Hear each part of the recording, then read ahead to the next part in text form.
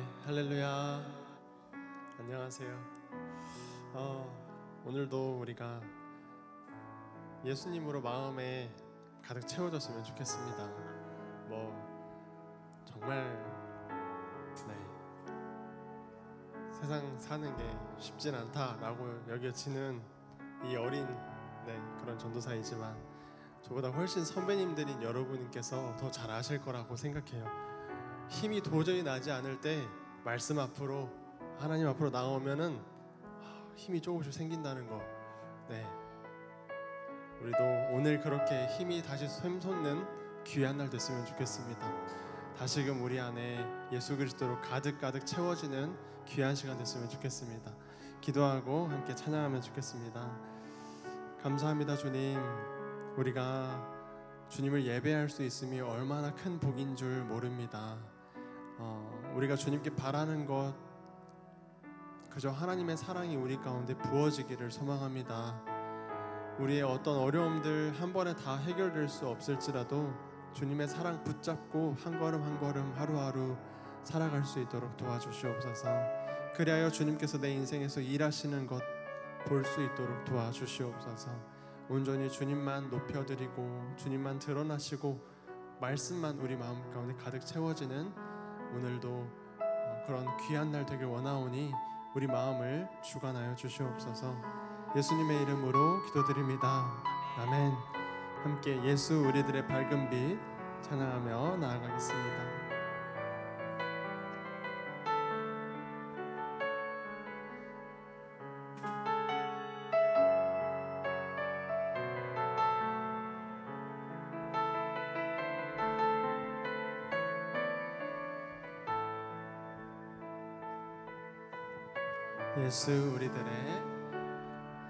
예수 우리들의 밝은 빛, 은혜와 긍휼을 베푸시는 주,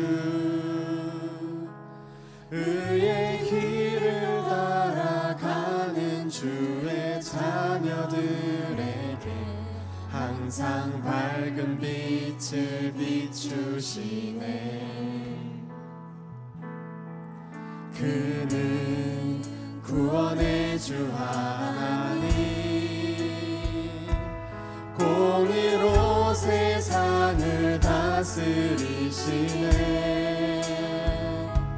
주를 경외하는 자들에게 부어주시는 놀라운 주님의 영광.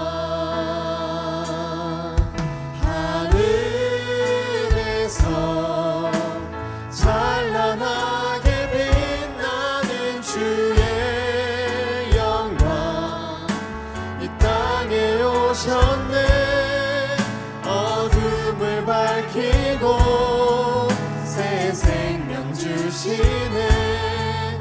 영원히 빛나는 나의 예수님,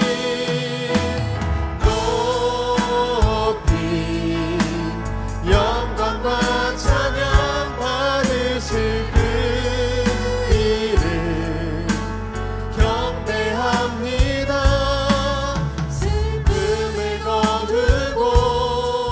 내게 자유 주시네.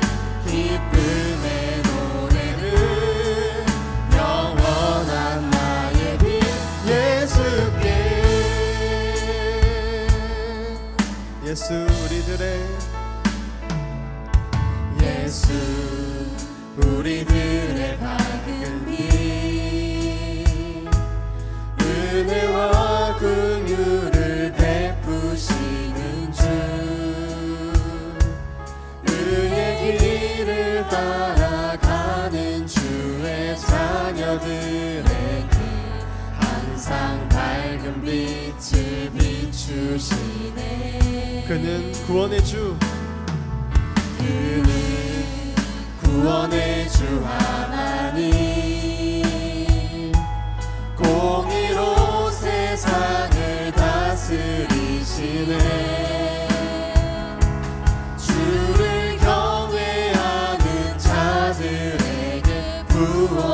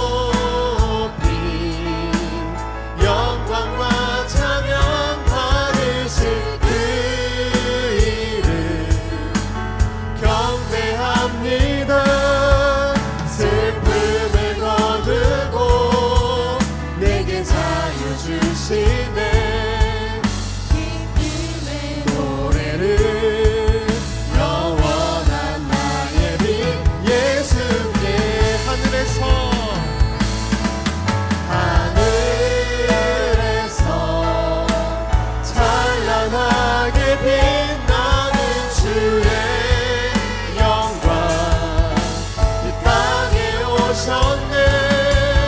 어둠을 밝히고 새 생명 주시네. 영원히 빛나는 나의 예수님 높이 영광과 찬양 받으실 그 이름 경배합니다. 슬픔을 거두고 내게 자유 주시네. 기쁨의 노래를 영원한 나의 빛 예수께. 아멘. 아멘. 우리 계속해서 힘차게 박수 치시면서 주의 진리 위에 십자가 공기 찬양하겠습니다.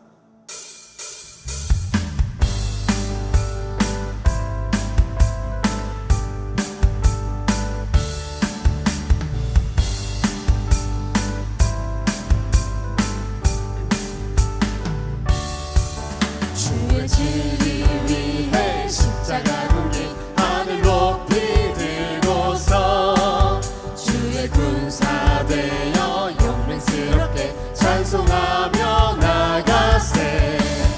나가세 나가세 주 예수만을 위하여 목숨까지도 바치고 싸움터로 나가세. 원수들이 비록 강할지라도 주의 군기 붙잡고 주의 진리 위에 용기 다하여 분발하여 싸우세. 나가세 나가세 주 예수만을 위하여 목숨까지도 바치고 싸움터로 나가세. 상가들과 바다가는 곳마다 주의 군기 날리며 반갑고도 기쁜 승리의 소식 온 세상에 전하세. 나가세 나가세 주 예수만을 위하여 목숨까지도 바치고 싸움터로 나가세. 원수들은 이미 예수의 손에 하나 없이 패하고 주의 군기만이 영광스럽게 온 누리에 날리네.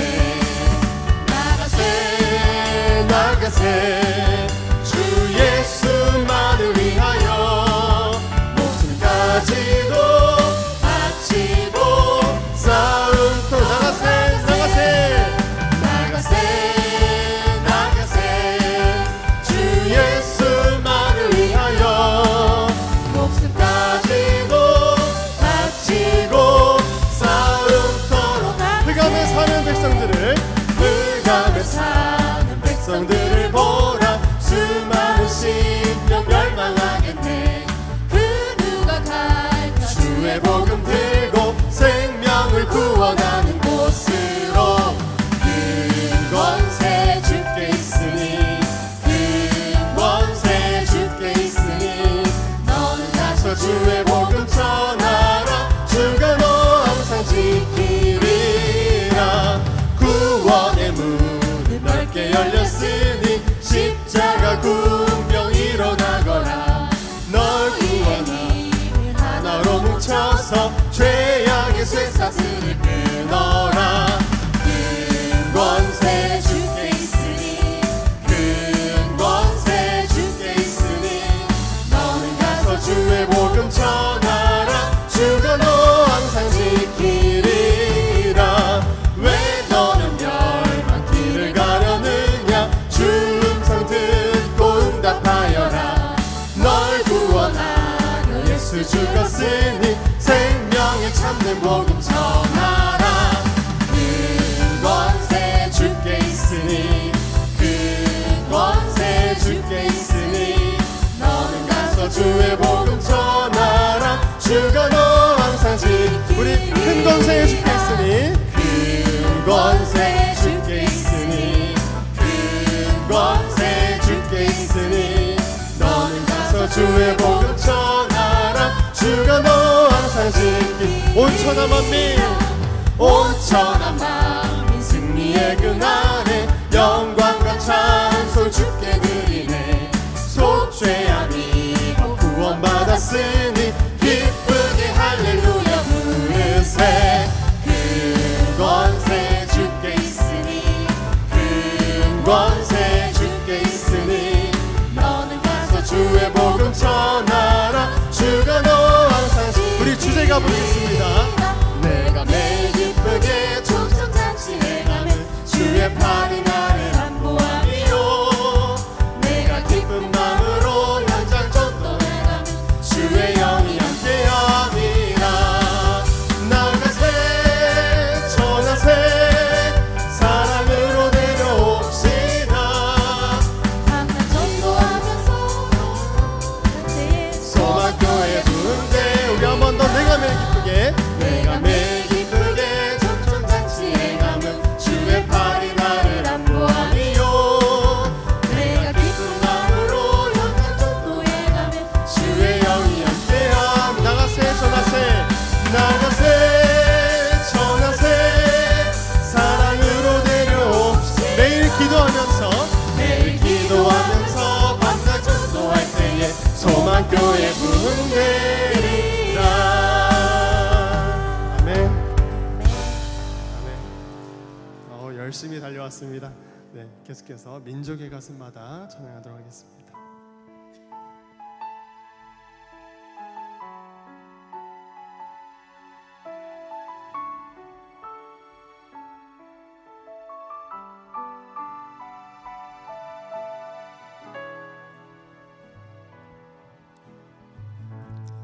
민족의 가슴마다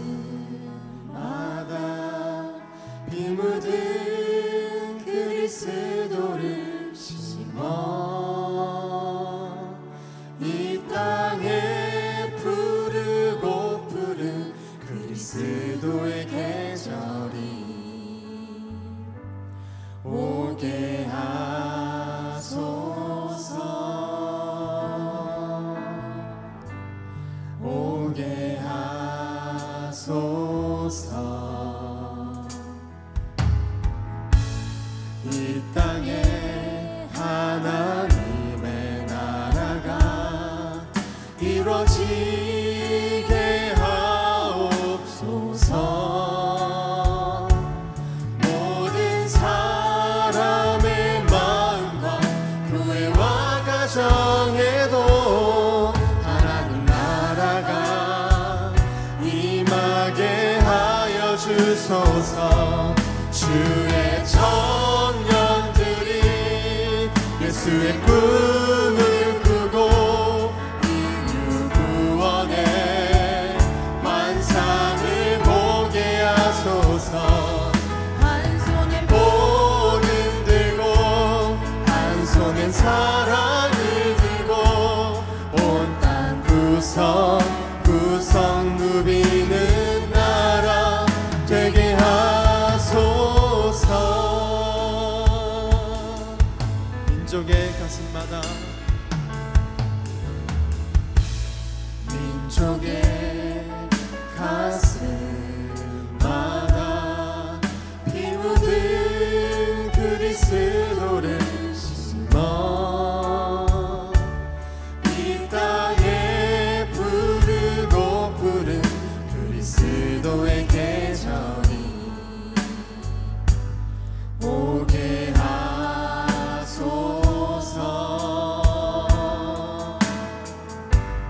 오게 하소서. 이 땅에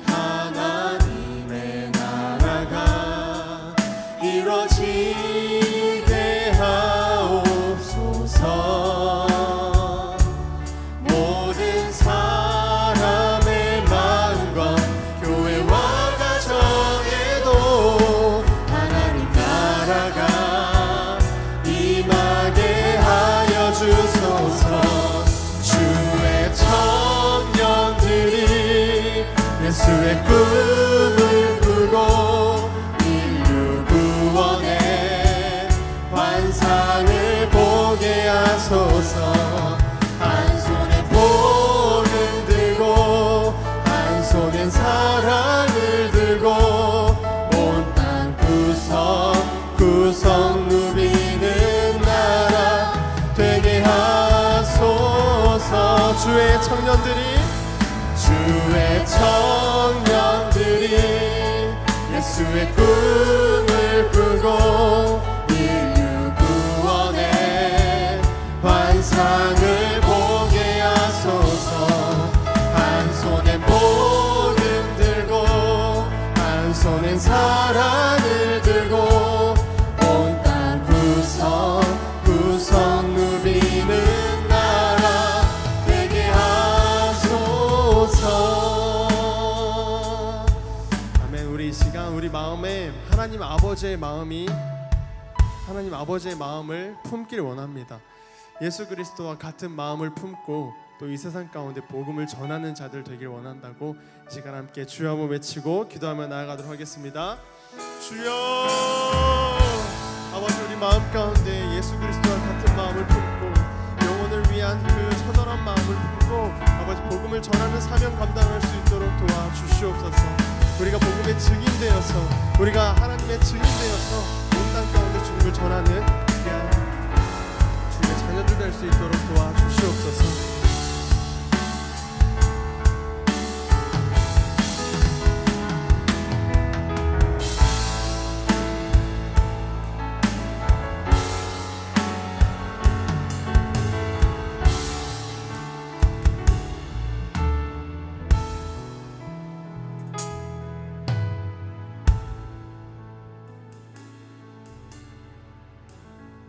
기도드리겠습니다.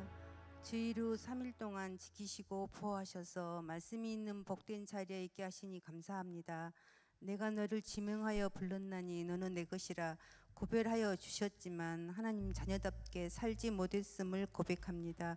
용서하여 주옵소서. 죄악의 길에서 돌아서게 하시고 안악한 마음, 굳은 마음을 못자국 난 주님의 손으로 만져주셔서 말씀 받을 만한 부드러운 옥토의 마음으로 변화시켜 주옵소서. 이 지역을 궁일이 여기사 소망교회를 세우시고 말씀을 선포케 하시니 감사합니다. 11월 3일 이후 초청 큰 잔치를 선포하고 태신자를 마음에 품고 기도로 준비 중에 있습니다. 믿지 않는 가족, 이웃, 친구들에게 예수님을 전하고 잔치자리에 모실 수 있도록 은혜 내려주시고 협력해서 풍성한 잔치가 될 수 있도록 도와주옵소서. 담임 목사님 선교 여행길 지키시고 보호하시고 동행하여 주옵소서. 말씀 전하실 안재건 목사님 영육간 간건케 하시고 선포하실 말씀에 권능을 더하여 주시사 말씀 듣는 저희 마음이 회복과 치유가 있게 하시고 위로와 소망이 넘치는 은혜의 시간 되게 하옵소서. 목사님 목회사에게 하나님께서 동행하여 주시길 기도합니다. 주는 그리스도시요 살아계신 하나님 아들임을 믿습니다. 감사드리며 예수 그리스도 이름으로 기도합니다. 아멘.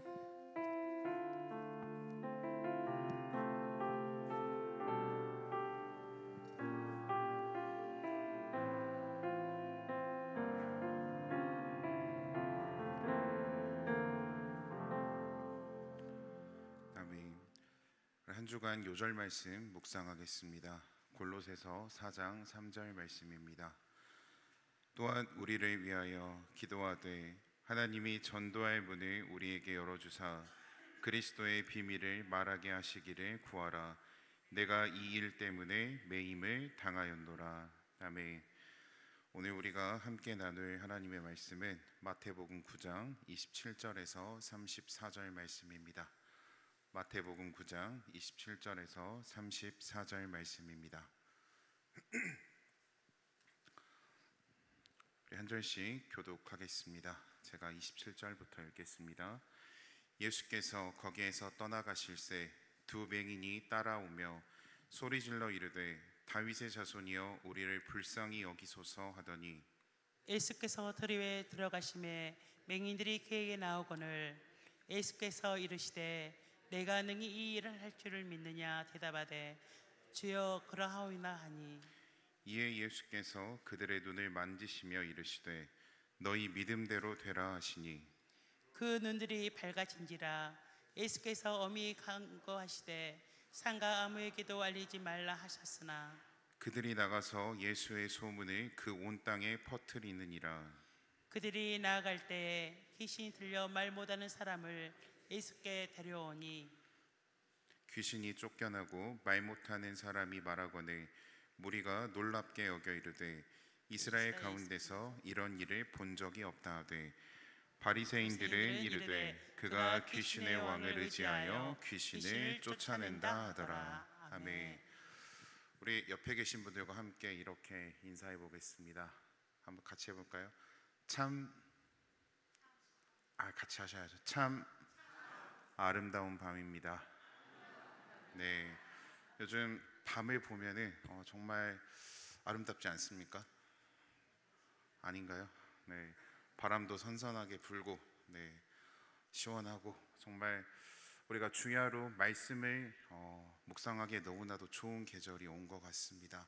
선선한 바람이 불 때 산책하는 것도 좋지만 우리가 하나님의 말씀을 무엇보다 귀하게 여겨서 말씀 중심, 하나님 중심, 교회 중심으로서 거듭날 수 있는 송정소망교회 모든 성도들 되기를 주님의 이름으로 축복합니다. 제 거 모니터 소리 조금만 키워주세요. 네, 그러면 오늘 본문 말씀 함께 보겠습니다.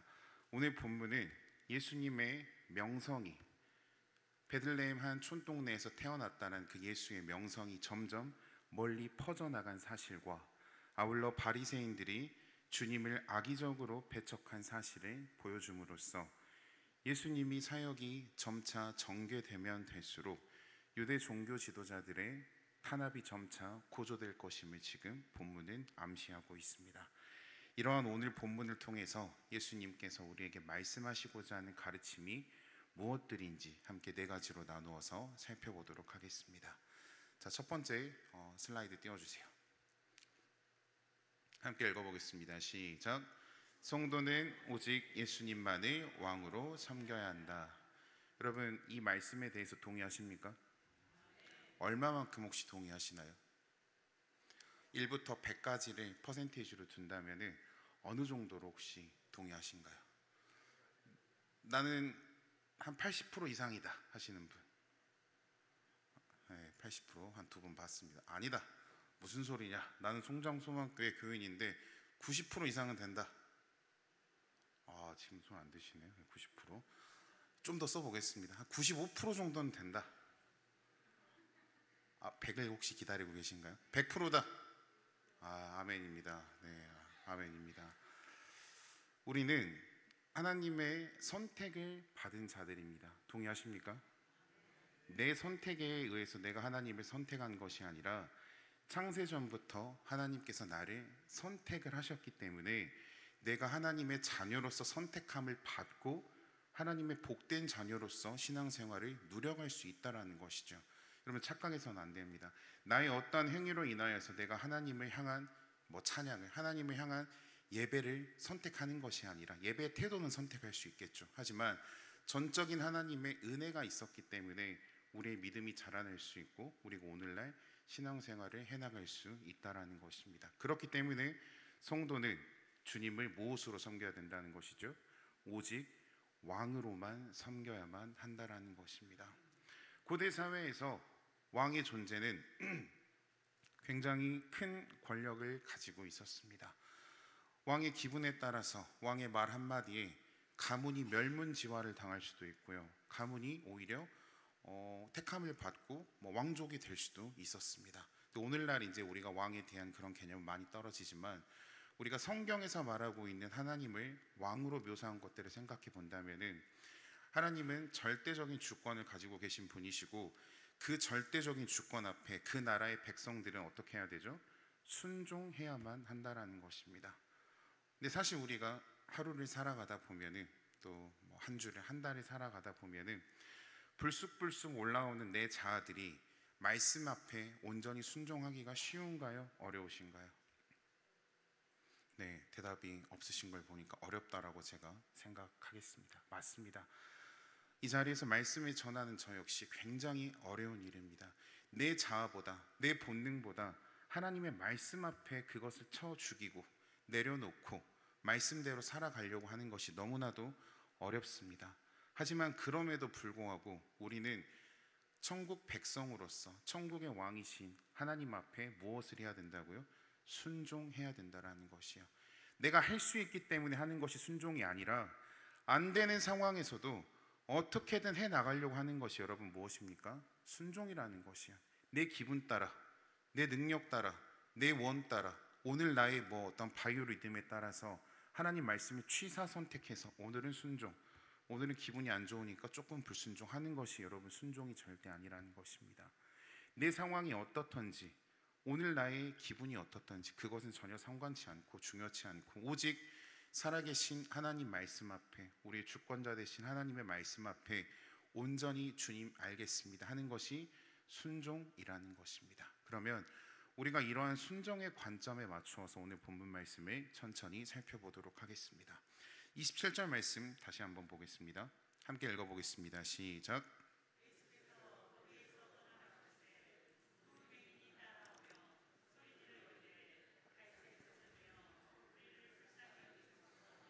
아멘. 두 사람의 소경이 주님께 고침을 지금 받고자 간절히 원하고 있는 내용입니다. 그냥 슈퍼마켓이나 우리가 편의점 가서 이거 하나 주세요 라고 하는 것이 아니라 간절히 원한다고 성경은 지금 표현을 하고 있어요. 예수님이 활동한 그 고대 근동의 중아시아 지방에는 유독 안지를 가진 이들이 많이 있었습니다.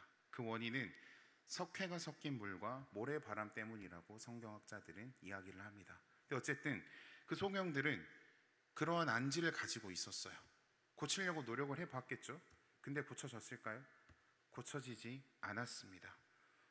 오늘날처럼 안과라든지 안경점이 많이 있었던 것도 아니고 아무튼 치료를 받을 수가 없었다라는 것이죠. 그런데 그 소경들이 소문을 들었어요. 어떤 소문이죠? 죽은 소녀를 살려내시고 다시 마태의 집으로 오늘 본문 가운데 추정되는 집을 향해 가시는 주님을 적극적으로 따라오며 예수님께 이렇게 말을 합니다. 다윗의 자손이여, 그 다음 뭐라고 하죠? 우리를 어떻게 불쌍히 여기소서라고 말을 합니다. 이 맹인들은, 이 안지를 가지고 있었던 맹인들은 귀로는 많은 소문들을 들었을 것이에요. 베들레헴 한 지역에 예수라는 한 유대인의 왕이 태어났다. 그런데 조금 시간이 지나고 보니까 이 사람이 말도 안 되는 기적을 일으킨다는 것이죠. 예수님의 첫 번째 기적이 무엇이죠? 맞춘 분에게는 제일 먼저 나갈 수 있는 기회를 드리겠습니다. 네, 가나의 혼인잔치에서 물을 포도주로 변화시킨 기적이 예수님의 첫 번째 기적이었어요. 그 기적에 이어서 예수님이 돌아다니시는 곳곳마다 죽은 자가 살아나고 병든 자가 고침을 받고 또 육의 구원뿐만 아니라 그들의 입술 가운데서 하나님 나라를 찬양하는 역사들이 열심히 퍼져 있다라는 것을 오늘 본문에 나와 있는 그 소경 역시 들었다라는 것입니다. 제가 제일 좋아하는 성경 구절이 있습니다. 로마서 10장 17절 말씀인데요. 그러므로 믿음은 들음에서, 들음은 그리스도의 말씀에서 말미암았느니라입니다. 이 소경들은 들었다라는 것이에요. 듣지 않았더라면 이 소경들은 예수님이 누구인지도 예수님의 능력이 무엇인지 대해서도 전혀 신경도 안 쓰고 살았을 것이요. 그런데 믿음이 어디서 나타난다고요? 들음에서 나타난다는 것입니다. 그리고 그 들음 어디에서 시작이 되었다라고요? 예수님의 말씀에서 나타났다라는 것입니다. 그렇잖아요. 제가 한 이야기가 아니라 예수님의 말씀, 이 이자 병든 자들이 어떻게 됐어요? 고침을 받았어요. 말씀이 임하자 물이 어떻게 됐어요? 포도주로 변화가 되었다라는 것입니다. 즉 이전의 삶과 다른 변화들이 이스라엘 전역 가운데 예수라고 이름 불리우는 그 젊은 청년의 입술에서 선포되어지는 말씀에서부터 시작이 되었다라는 것을 듣고 마침내 자기들이 거주하고 있는 그 지역에 예수님이 오신다라는 소문을 들었습니다. 그리고 무리들과 함께 이동하는 예수님이 온다, 예수님 온다 하고 마침내 자기들 근처에 왔었을 때 눈이 보이지 않아서 정확히 어디서 서 계신지도 모르지만 그 맹인이 어떻게 소리쳤다고요? 다윗의 자손이여, 우리를 불쌍히 여기소서 라고 오늘 본문을 보면 외치고 있다라는 것입니다. 여러분, 예수님이 뭐 예를 들어서 내일 한 새벽 한 5시경에 송정리 일대로 오신다 하면 여러분들 어떻게 하실 겁니까? 장판 틀어놓고 잘 건가요? 아니죠. 어디인지 모르겠지만 예수님 맞을 준비를 하러 우리는 분명히 나갈 것이에요. 그리고 예수님의 행렬이 온다라는 소문을 들으면은 너도 나도 예수님 따라다니려고 할 것입니다. 왜요? 여러분, 예수님 왜 따라다니려고 할 것 같습니까? 이미 우리 구원 받았잖아요. 그렇죠? 하나님의 자녀답게 살아가고 있는데 예수님이 온다는 소식에 왜 우리가 예수님 보러 나갈 거냐고요. 바로 간절한 믿음이 있기 때문에 우리는 나가야만 한다라는 것입니다. 간절하지 않은 자들은 주를 찾지 않습니다.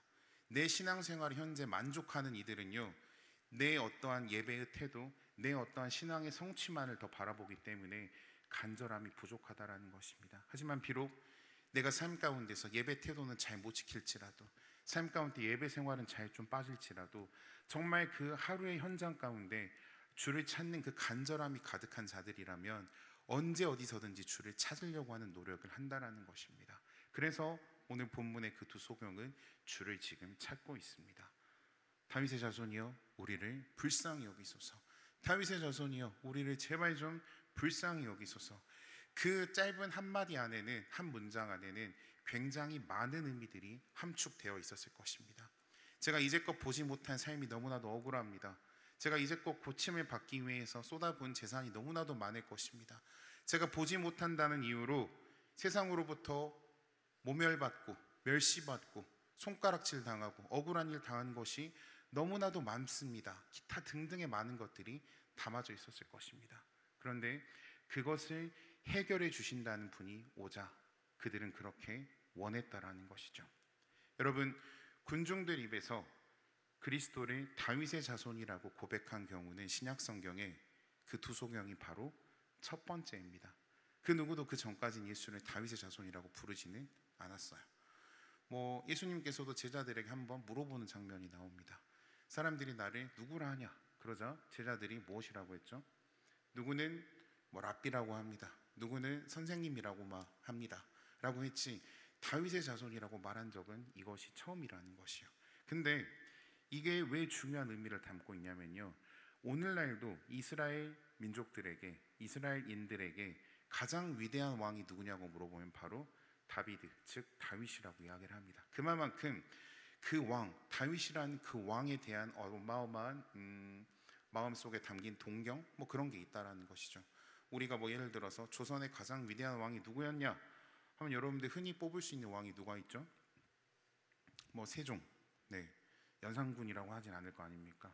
보통 그렇게 이야기를 하죠. 그러한 맥락에서 다윗의 자손 예수여라고 불렀다는 것은 그만큼 위대한 왕에 대한 어떠한 순종, 그리고 위대한 왕에 대한 권위를 지금 그 두 소경이 예수님 앞에 드러내고 있다라는 데 큰 의미가 있다라는 것입니다. 왜냐하면 선지자들이 구약에서 예언하기를 메시아는 반드시 어느 왕족?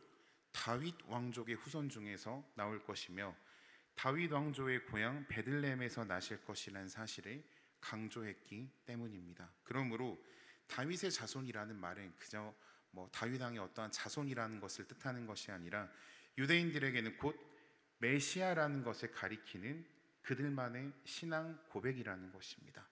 우리는 오늘 본문 가운데 수많은 백성 중에 불구자인 소경들이 예수 그리스도의 진면목을 가장 먼저 알아봤다라는 사실에 우리는 큰 도전을 받아야만 합니다. 서기관들, 레위인들, 제사장들, 그들이 먼저 예수님을 알아봤는 것이 아니라 바로 가장 약했고 가장 연약했고 가장 사회에서 인정받지 못했었던 그들이 예수님을 알아봤다라는 것이죠. 무엇 때문에? 간절함 때문에. 예수님을 보지 못했지만 예수님을 향하여서 그분은 다윗의 자손임과 동시에 메시아임을 지금 밝히고 있다라는 것입니다. 당시 구약 성경에 능통한 서기관들과 율법학자들이 정말 그 주변에 허다했을 것이나 그리스도를 그저 한 선지자나 랍비 정도로만 여겼다라는 것입니다. 또 백성들은 자신들의 병과 굶주림을 해소시켜줄 세속적인 메시아로서 예수 그리스도를 대했다라는 것이죠. 물론 예수님의 병고침이 굉장히 기적적인 일이었을 것입니다. 하지만 우리는 그 병고침 이후에 영혼 구원을 바라보아야 하지만 당시 유대인들은 로마의 압제 가운데 살고 있었던 이스라엘 백성들은 세속적인 메시아로서 로마의 이제 모든 통치를 끝장내고 우리를 자유케 해주실 왕으로서 예수님을 대하는 측면이 조금 더 강했다라는 것입니다. 이와 같은 무지는 성경 속 옛날 먼 이야기가 아니라는 것입니다. 지금도 우리 중에서는 혹은 신앙생활을 함께 하고 있는 크리스찬 중에서는 예수님을 왕 중의 왕으로 섬기지 않고 더 쉬운 어떠한 세속적인 나의 복을 가져다 주는 이 기복신앙의 근원이 되는 무엇인가로 정말 폄하해서는 안 되지만 예수님의 말씀을 마치 도깨비 방망이 같은 요절로 여기는 자들이 있다라는 것입니다. 이 중에는 없을 것이라고 당연히 생각하지만 여러분들 생각보다 많이 있습니다. 말씀 구절 하나 걸어놓고 이 구절만 외우면 예수님 복 주실 거야. 성경 어디에 그런 말씀이 있습니까? 말씀 걸어놓고 말씀만 달달달 외우면 예수님 복 주신다고 했습니까? 그렇지 않아요. 우리는 그 말씀에 대한 믿음의 고백이 내 생활 가운데, 내 삶 가운데 진정으로 드러나야지만이 성령의 9가지 열매를 맺어가면서 그 열매 맺음을 통하여서 하나님께서 우리에게 주시는 복을 누리며 살아갈 수가 있다라는 것입니다. 자, 다시 본문으로 돌아가서 다윗 왕의 후손이라는 뜻은 다윗 왕과 같은 위대한 왕임을 뜻하고 있습니다. 그러기에 성경은 그리스도를 왕으로 예언하고 만국의 왕이시요, 계시록 15장 3절에 나와 있습니다. 또 만왕의 왕으로 디모데전서 6장 15절에 그렇게 고백하고 있다라는 것입니다. 그럼에도 그리스도를 주로 섬긴다고 하는 성도들 가운데서도 그분을 물질적인 복만을 주는 기복주의 신앙의 대상으로 여기는 자들이 혹시 이 자리 가운데 있다면 회개하시고 하나님을 진정한 우리의 구원자, 구세주 되시는 분으로 생각해야 된 것은 너무나도 당연한 것입니다. 그렇기 때문에 이러한 이들은 주님의 이름을 함부로 부릅니다. 마치 자기 기도를 하나님께서 무조건적으로 들어주어야만 하는 알라딘의 램프의 요정으로 여길 수도 있고요. 또 그 가운데는 하나님을 향한 무엇이 없는 것이죠? 경외심이 없는 것입니다. 경외라고 하는 것은요, 공경하고 두려워하며 떠는 것을 의미를 합니다.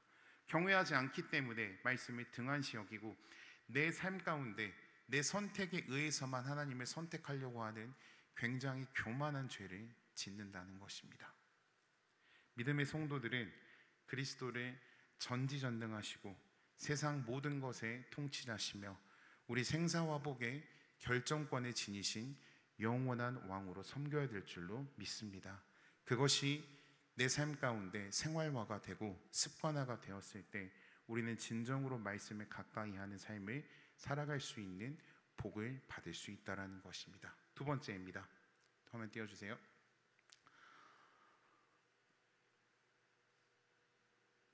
두 번째 함께 읽어보겠습니다. 시작.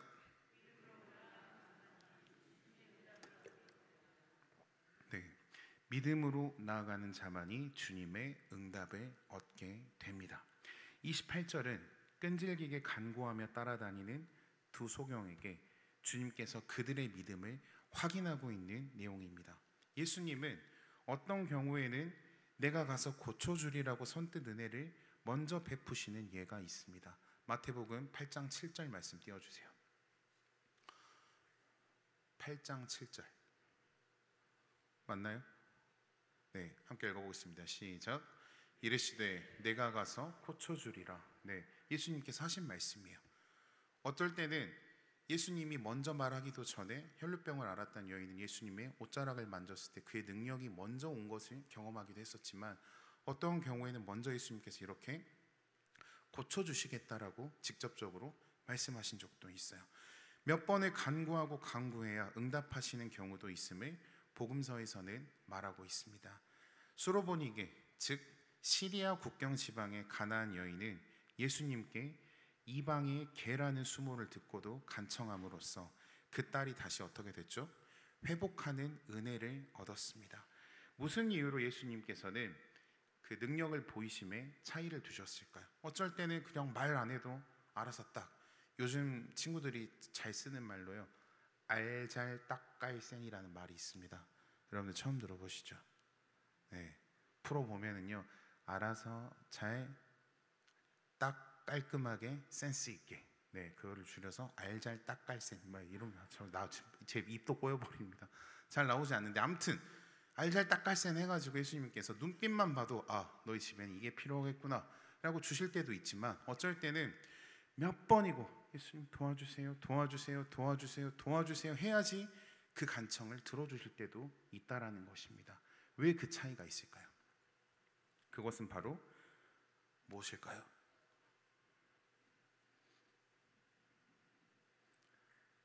무엇이겠습니까? 예수님은 변하십니까? 변하지 않으십니까? 변하지 않으세요. 그럼 변하는 건 누구죠? 바로 사람이고 나입니다.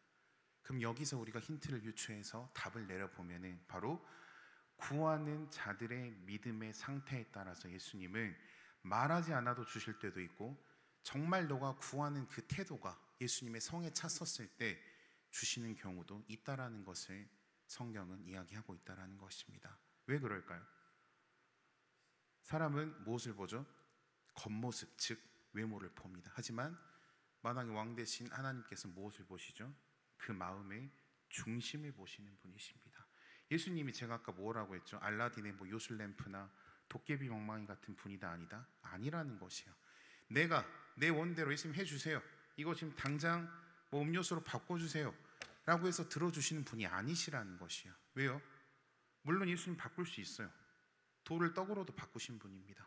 근데 왜 제가 지금 예수님 저 설교 중에 예화를 드는데 이게 지금 당장 포카리스웨트로 바뀌면은 제가 어마어마한 능력의 목사라는 게 증명이 됩니다, 예수님 바꿔주세요 라고 하면 예수님 왜 안 바꿔주실까요?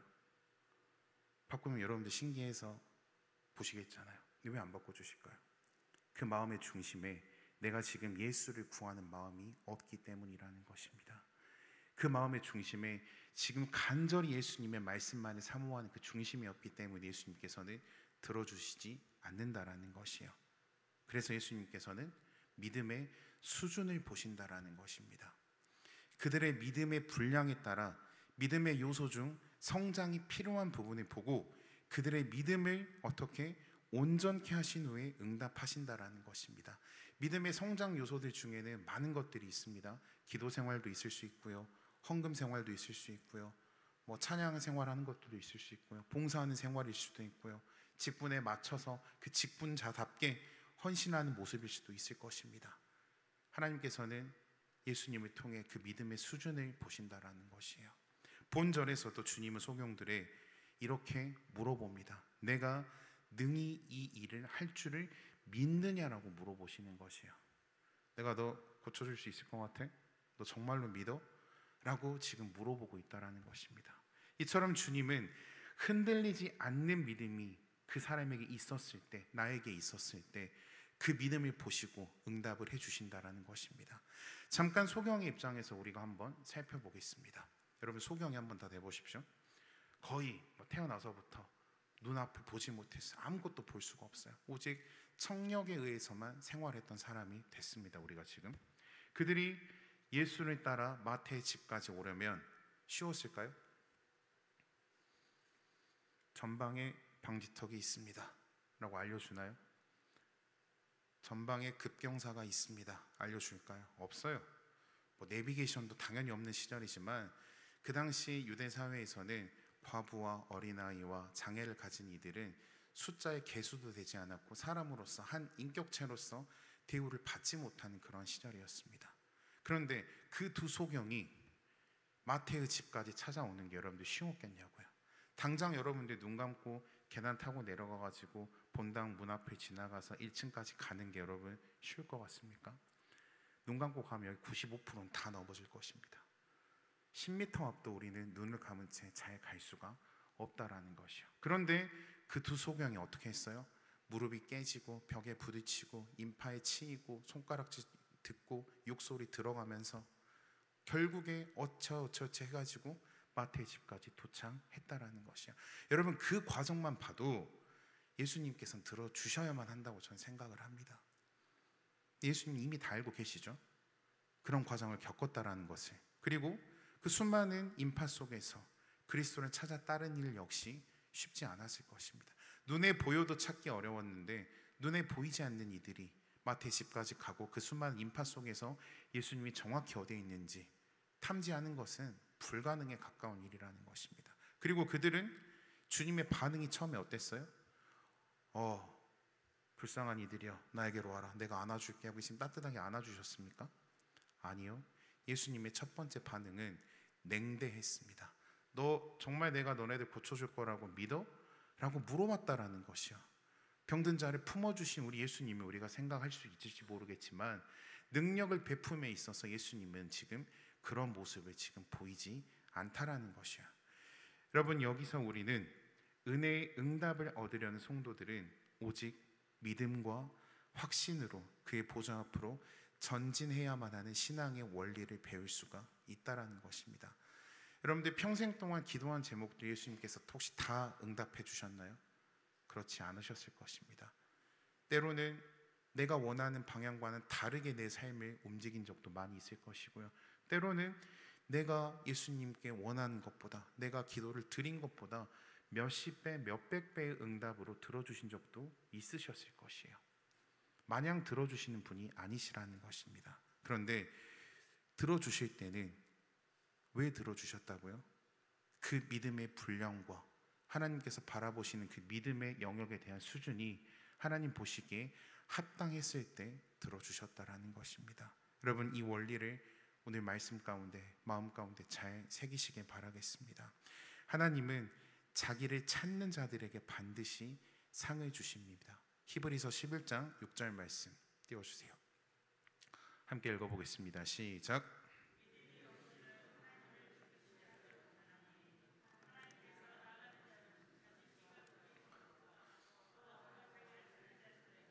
상 주시는 이심을 믿어야 할지니라. 주를 찾는 자들에게 하나님께서 무엇을 주신다고요? 상을 주신다라는 것입니다. 근데 찾되 어떻게 찾아야 된다고요? 간절히 찾아야만 한다라는 것입니다.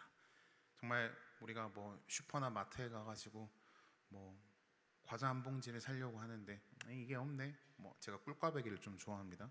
꿀꽈배기가 없네.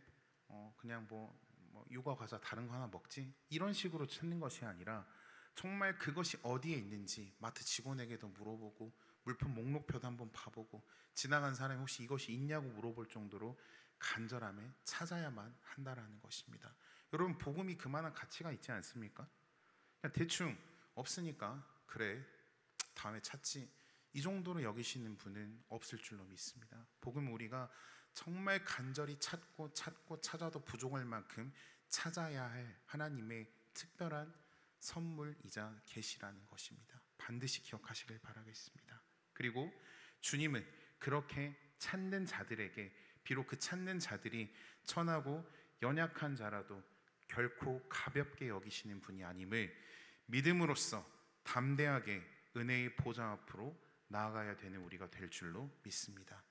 주의 응답이 더디다고 또 간구하는 내용과는 다르게 상황이 전개가 되네, 여러분들 낙심할 필요가, 불평할 필요가 절대 없습니다. 포기하는 그 순간 사탄 마귀의 입속에서는 우리를 비웃는 그 읍소가 우리의 귀를 향하게, 우리의 귀 가운데 대고 이야기할 것입니다. 잘했어, 어렵잖아, 찾지 마, 다음에 하면 되지, 다음 주일에 하면 되지, 내년에 봉사하면 되지, 좀 내려놓으면 어때, 너 말고 할 사람 많아 라는 그 사탄 마귀의 간교의 소리를 우리는 영적인 눈과 영적인 귀를 열어서 반드시 구분해내고 성령의 말씀의 검으로써 물리쳐 나가야 될 줄로 믿습니다. 그러한 자들에게 주님의 예비된 풍성한 믿음의 상급과 은혜를 마침내 주님 다시 뵙는 그날 받을 줄로 믿습니다. 세 번째입니다. 함께 읽어보겠습니다. 시작. 은혜를 입은 자들은 그 삶의 행동으로 열매가 나타난다. 아멘. 31절 말씀을 보면요, 삼가 아무에게도 알게 하지 말라고 예수님께서는 말씀을 하십니다. 제가 이 본문을 준비하면서 예수님이 왜 이렇게 하셨을까라는 생각을 좀 많이 해봤어요. 제 생각으로는 답이 내려지지 않아서 여러 가지 주석들도 찾아보고 물어보기도 하고 하면서 말씀을 준비를 했습니다. 그런데 문득 드는 생각이 있습니다. 여러분, 철로역정이라는 그 신앙서적 혹시 읽어보셨습니까?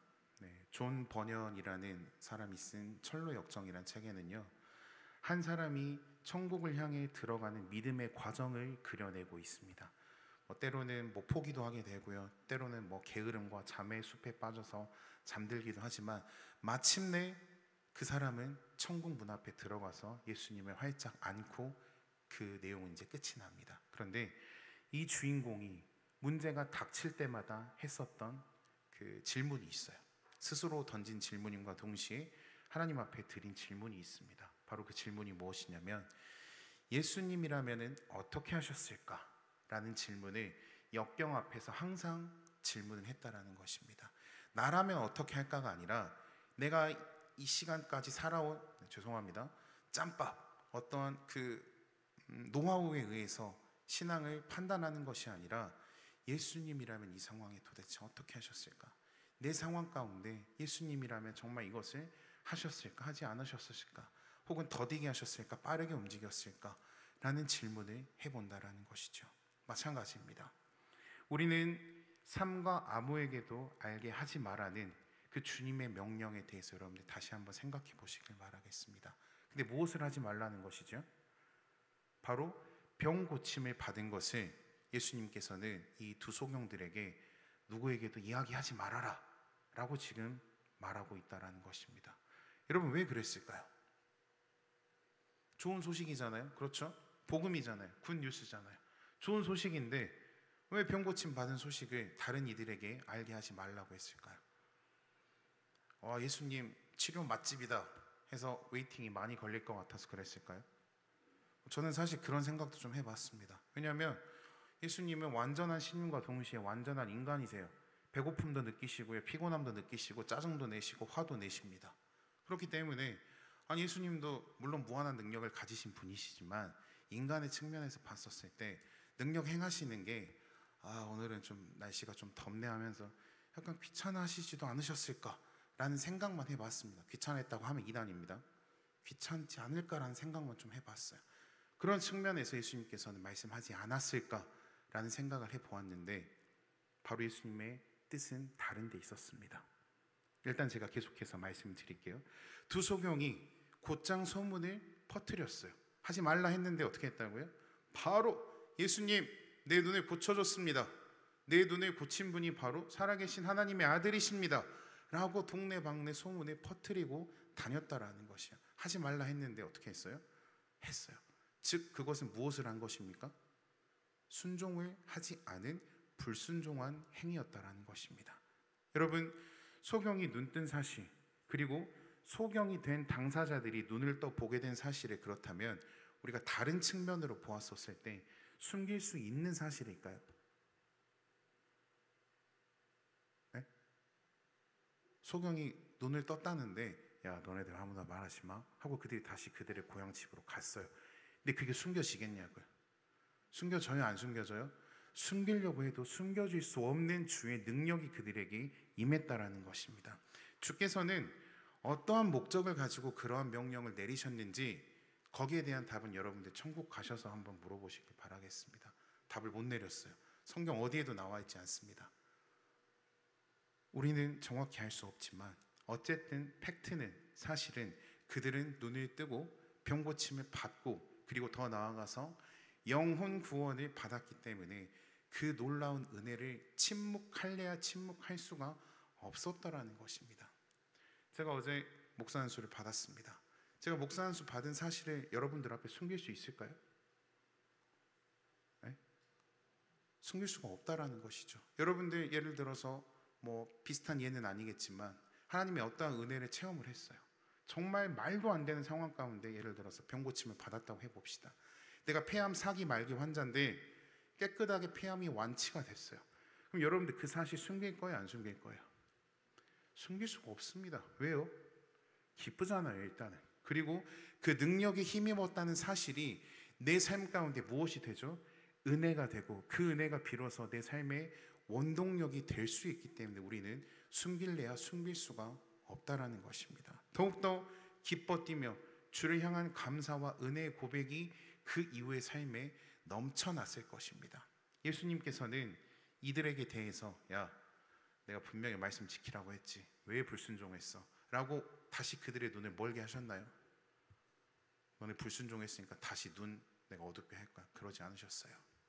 우리 예수님께서는 그들을 책망하기보다는 하나님 나라를 체험한 자들의 복음 전파의 불가피성에 대해서 성경은 기록을 하고 있었다라는 것입니다. 그를 더 강조하고 있다라는 것이죠.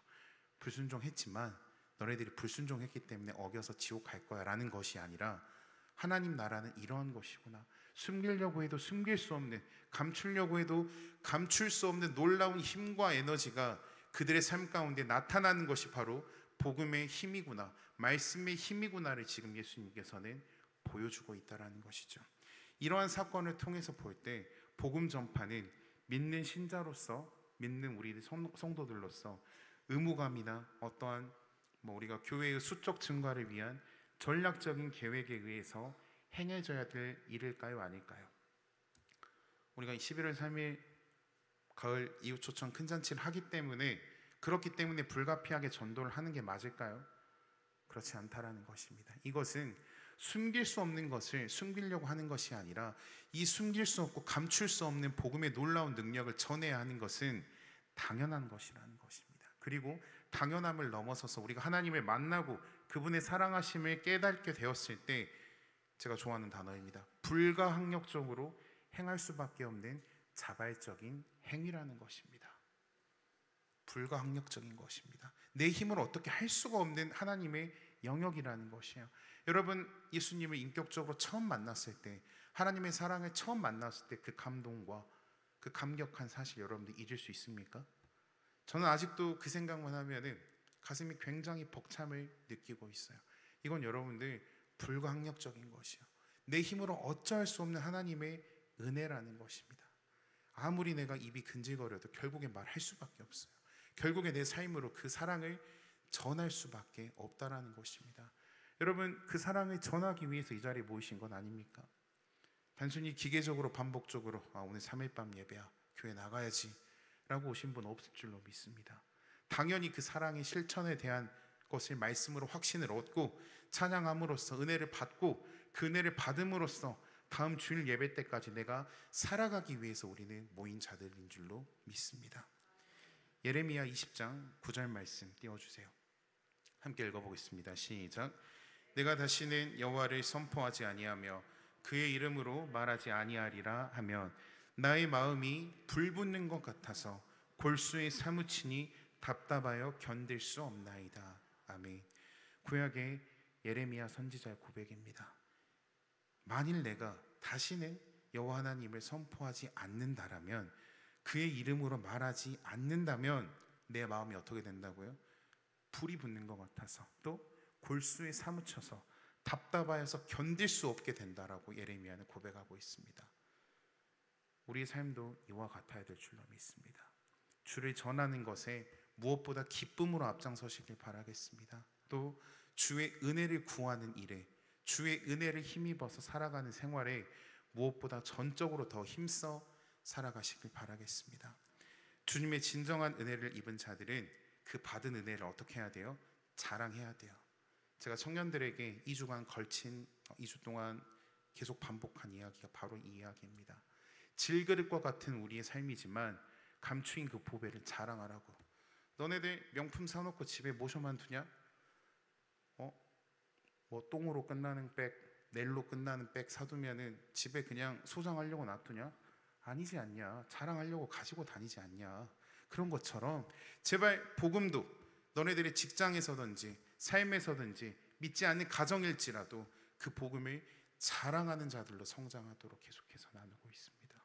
마찬가지입니다. 우리는 이 복음, 이 육신은 언젠가 썩어져 없어지지만 그 살아계신 하나님의 말씀의 근원 되신 그 복음은 세세토록 영원 무궁할 것이기 때문에 그 복음을 오늘도 전하는 자로서의 사명을 감당해 나갈 수 있는 여러분들 되기를 주님의 이름으로 축복합니다. 이렇게 하고 끝나면 딱 좋은데요, 네 번째가 마지막으로 남았습니다. 네 번째입니다. 함께 읽어보겠습니다. 가장 불행한 자는 영적인 소경과 벙어리입니다. 34절은 주님의 놀라우신 이적을 본 바리새인들의 반응에 대한 기록입니다. 그들은 그들의 눈으로 직접 주님이 메시아라는 것을 봤어요. 좀 부럽습니다. 한편으로는 예수님 능력을 직접 봤잖아요. 한편으로도 부러운데 그들은 여전히 주님의 정체를 알지도 못했고 설령 안다고 했을지언정 무엇을 안 했습니까? 인정을 안 했습니다. 참으로 영적으로 눈이 먼 소경들이 바로 그들이었다라는 것입니다. 소경들도 주님을 메시아라고 알고 믿는데 다윗의 자손이라고 선포했는데 두 눈이 멀쩡한 자들이, 그것도 하나님의 율법에 의하여 자기들이 통달했다고 나름 자부심이 있었던 그들이 메시아가 베푸신 표적을 보고도 주께서 그 예언된 메시아임을 지금 알지 못하고 있는 사실을 성경은 마지막에 기록을 하고 있습니다. 이런 자들을 하나님과 그리스도께서는 영적인 벙어리와 소경들이라고 직접 부르셨습니다. 하나님은 이스라엘 종교 지도자를 향해 소경이요 다 무지하며 벙어리이며 개라고 이사야 56장 10절에 정확히 말씀을 하셨습니다. 그리고 주께서는 유대 종교 지도자들을 소경된 인도자라고 정죄하셨습니다.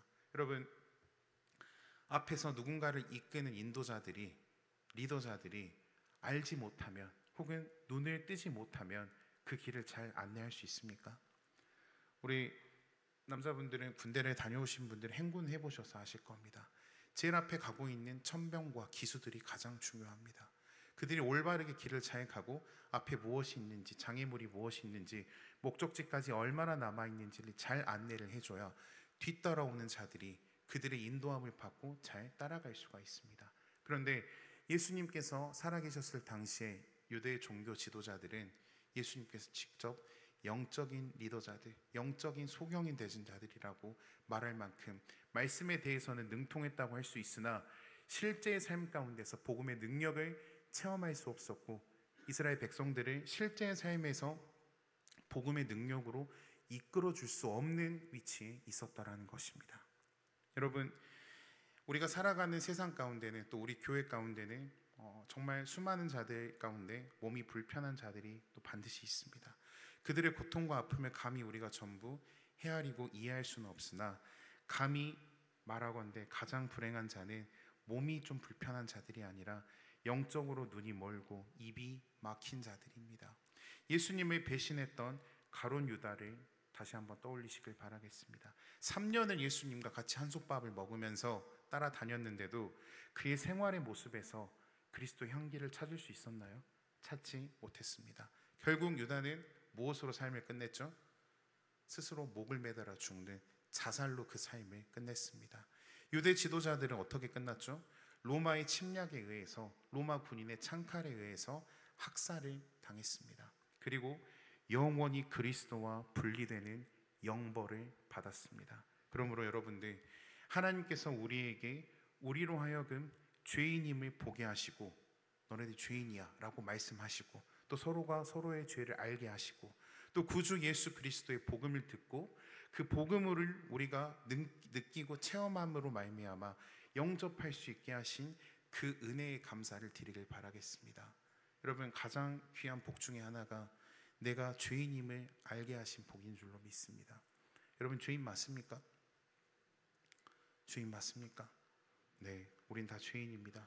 하나님과 결코 다시금 이어질 수 없는 죄인이었지만 그리스도 예수의 십자가 사건으로 말미암아 우리는 하나님과 다시 관계를 회복할 수 있었고 이제는 죄인이 아니라 의인이라고 하나님께서 칭의해 주셨기 때문에 우리가 하나님과의 관계를 회복한 채로 지금 이렇게 아름다운 성전에서 아름다운 찬양과 선포되어진 말씀을 통해서 우리가 하나님의 자녀임을 다시 한번 깨달을 수 있는 복을 누리신 줄로 믿습니다. 마지막입니다. 우리에게 베푸신 풍성한 은혜를 더욱더 발견하시길 바라겠습니다. 여러분, 간절히 찾으려는 노력을 삶 가운데서 더욱더 해나갔으면 좋겠습니다. 나는 복받은 자야, 나는 복받은 자야, 나는 복을 찾는 자야 라고 외쳐야지만 그 복이 나에게로 온다라는 것입니다. 그리고 그 은혜를 앞서 전하는 입술을 달라고 간절히 선포하시길 바라겠습니다. 결론입니다. 주님은 오늘 제자들에게 감추인 것이 드러나지 않을 것이었고 숨은 것이 알려지지 않을 것이 없느니라고 분명히 말씀하셨습니다. 우리는 우리 스스로가 그리스도의 제자임을 당당하게 세상 가운데, 직장 가운데, 나의 일터 가운데, 나의 가정 가운데, 또 나와 관계하고 지내는 모든 삶의 영역에서 당당하게 드러내시길 바라겠습니다. 그랬을 때 수많은 핍박과 손해를 잠깐은 당할지라도 그리스도의 십자가의 영광에 참여한다는 기쁨과 감사함이 바로 내 삶 가운데 주님께서 가장 보상해 주실 큰 것임을 기억할 수 있는 오늘 하루를, 또 내일을, 또 주님 다시 오실 그날까지 이 힘으로 말미암아 여러분들 신앙생활 해나갈 수 있기를 주님의 이름으로 축복합니다. 기도하고 마치겠습니다. 사랑과 은혜가 충만하신 하나님 아버지, 참으로 감사합니다. 오늘 가운데 말씀의 은혜를 더하시고 주를 찾아가는 기쁨을 알게 하신 그 은혜에 감사를 드립니다. 하나님, 정말 우리들 부족합니다. 그렇기 때문에 더욱더 완전하신 하나님만을 찾을 수 있는 우리가 되게 하여 주시옵소서. 또한 우리의 입술로서 더욱더 주를 찾고 행함으로써 주를 찾음을 기쁨으로 선포해 나갈 수 있는 우리 송정소망교회 모든 성도들 될 수 있도록 주님 축복하여 주시옵소서. 감사드리며 이 모든 말씀 우리 렁만 죄악 가운데서 구원하신 살아계신 우리 주 예수 그리스도 이름으로 기도합니다.